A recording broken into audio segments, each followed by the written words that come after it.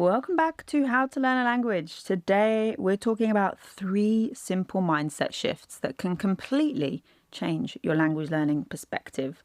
So in Language Life, I give you support finding the right resources, activities to do, how to fit it into your routines, etc. But a lot of the work that we do together is about mindset. So that's what I'm going to share with you today. 3 big mindset shifts that I've noticed over the years with my clients make a lot of difference. So, number 1, consistency doesn't mean perfection. Now, here's why this matters. A lot of language learners beat themselves up for not studying every single day, right? You sort of think that that's the way because the app streak exists on Duolingo, it's every day, so it must be every day. Because sure, it makes sense, right? And yeah, consistency is nice, but it's also not the same as perfection. And it's not a measure of good progress by default. So we don't need to put showing up every day for this app and that streak and that activity on a pedestal as, I am consistent, therefore I am perfect, therefore I'm a good language learner. So how do we reframe this then? If consistency and perfection aren't the same thing, we don't want perfection, but do we want consistency? Yeah, we do.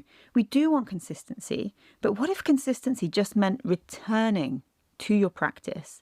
So not never skipping a day, because inevitably that will happen. There will be moments where, every now and then it doesn't happen. You've been traveling somewhere far away, you've just come back, you're like, whoa, I'm exhausted. There's no time.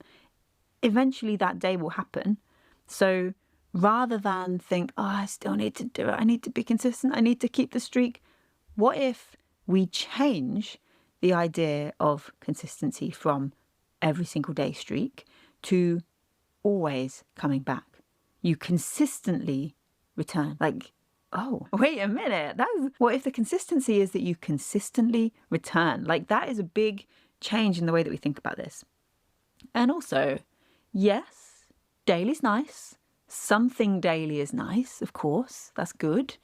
But like I say, it might not be every single day. So what if we, rather than go for a daily streak, we measure that consistency weekly, bi-weekly, monthly, with different things, right? Different levels. I really love the idea of 3-tier goals. I teach this in Language Life, that when you're setting yourself a goal, something that can really help, especially if this idea of perfectionism comes up and gets muddled up in consistency being your measure of perfectionism for you. This idea of the 3-tier goal is that you have a buffer goal, a target goal, and a stretch goal. So the buffer goal is, okay, let's say that we'll keep a really non-useful generic goal just because it's easy. If it's learn 10 words a day, right? I want to learn 10 words a day. But you know that some days that's not going to happen. So rather than just the goal be learn 10 words a day and then be disappointed when the day comes that you don't learn 10, we have a buffer goal that is learn 1 word a day. And you think, well, it's not going to get me to my end goal. What's the point? The point is that if you know your perfectionism, your consistency gets muddled and really holds you back with your mindset, then this is going to help you. So your buffer goal is learn 1. Then your target goal, the thing that you are aiming for roughly every day, is learn 10. And then you have a stretch goal because, it works both ways, right? There will be days when it's whoa, I'm so busy, nothing's happening. But there'll also be days where you've got a bit more time and you're really feeling it. You're really on a roll. So on those days, we have a stretch goal for you know what, I've done my 10. Can I do 15? Can I do 20? So you decide what that looks like for you. And that can really, really help. A lot of Language Life members, past and present, have described themselves as recovering perfectionists. Heidi always comes to mind when I think about this. She was one of the very first ever inside Language Life. And when she started, self-reported recovering perfectionist. So she was about to move to Germany, wanted to start German so that she could understand this new world around her. She could help her kids, be a good role model to them as they were going to be in German school. But she didn't want to lose the Italian that she'd spent 3 years learning in Italy and was so proud of having done, right? So witnessing her shift throughout our time together, as she realised that she can follow her own path. She's in charge of defining consistency. She's in charge of deciding how much Italian to do any given day, any given week, and how much German to do and how to balance all of that and what it would be like to be consistent with both of them and to come out the other end and feel really good about her language learning. When stuff didn't happen, it wasn't the end, Like, so good to see. So that's the first big shift. Consistency doesn't mean perfection. The second is that practice can be playful. So a lot of the time, and this often stems from kind of school language learning, right? If your practice feels like homework, it's going to be so much harder to stick with because you want to keep going, and practice is essential. It's underrated a lot of the time. I always used to feel bad about this, but now I'm like, it's the truth. A lot of the time when people say, oh, I've done all of this, I've finished the course book, or I've done all of the Duolingo or whatever, but I still can't speak, or I still feel like I can't do this or that. What do I need to do? The answer is just, it sucks. It's really boring and it's really annoying, but the answer is practice, right? So we have this thing. The reason people don't like that answer is because we feel that practice is like drills, grammar drills. It's filling in the blanks. It is boring. It is textbooks. But it could be so much more. So we really need to open up the idea of what practice can be. Practice can be playful, because if we want to keep going, we want to make sure that our language is working. And this comes back down to the 3 F's, right? It's functional. We want to make sure that it is flexible, and we want it to be fun. So how do we reframe this idea? How do we make practice playful, fun, and still have it feel like it is functional and working and getting us towards our goal? So I feel like I talk about this a lot because I have a lot of things that can help you with the playful part, right? Music Maestro, 100 creative ideas, watch and learn. So that's all about making music part of your language learning. And 100 creative ideas is about everything. Watch and learn is about film and TV. I love this stuff.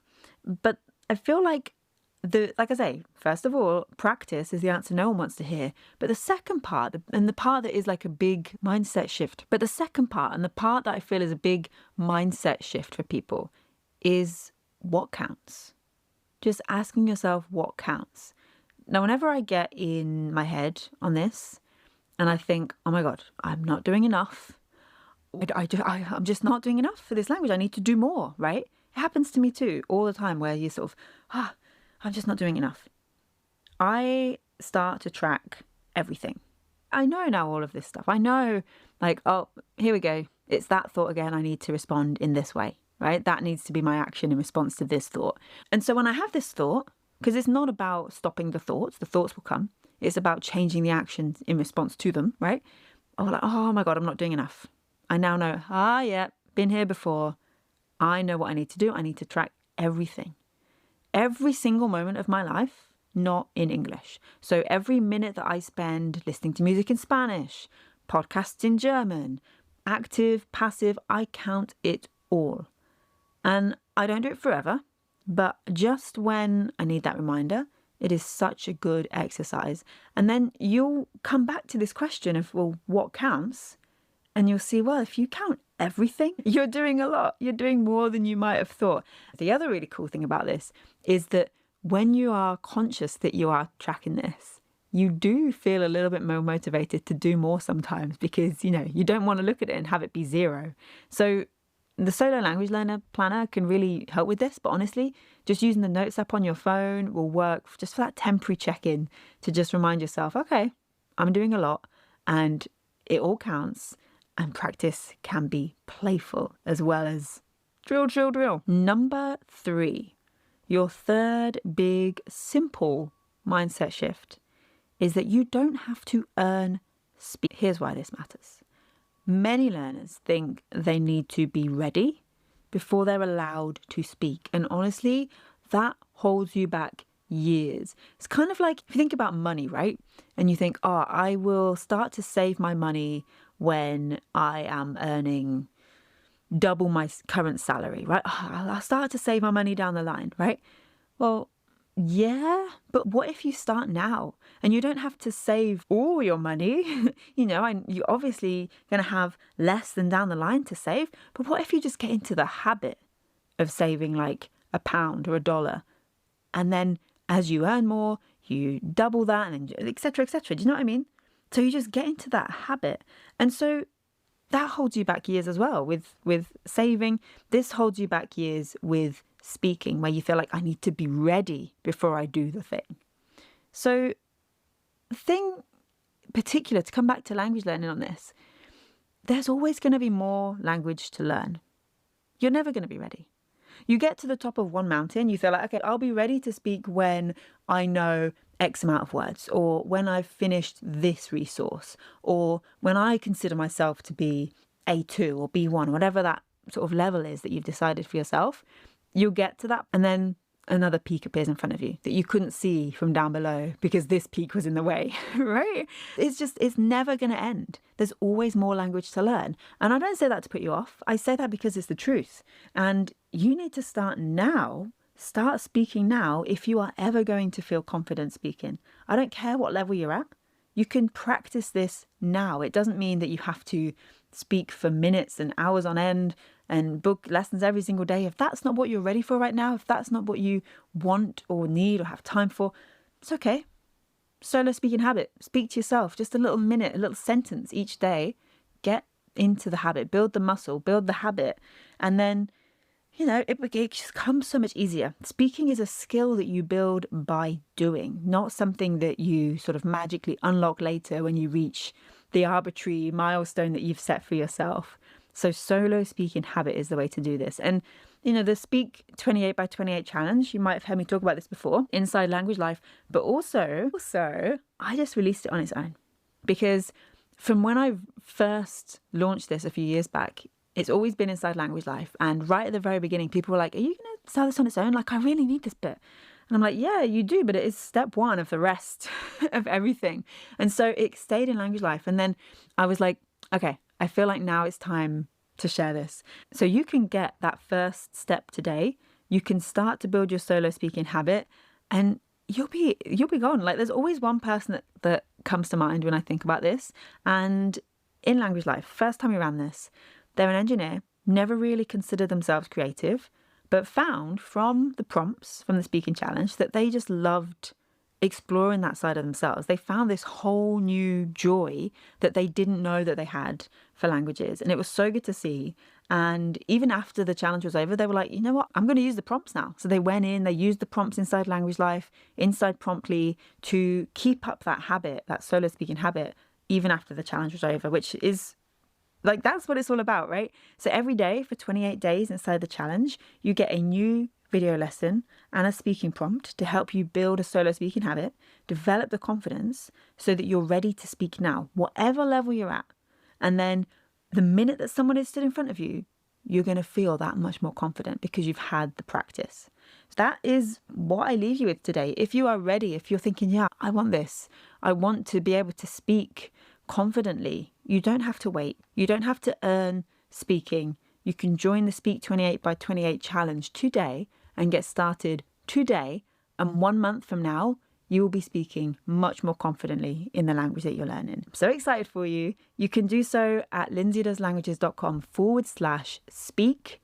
And if this sparked something for you, I would love to hear about it. You can email me, lindsay@doeslanguages.com, share this episode with a friend who's working through something similar, and I'll be back very soon. All right, bye.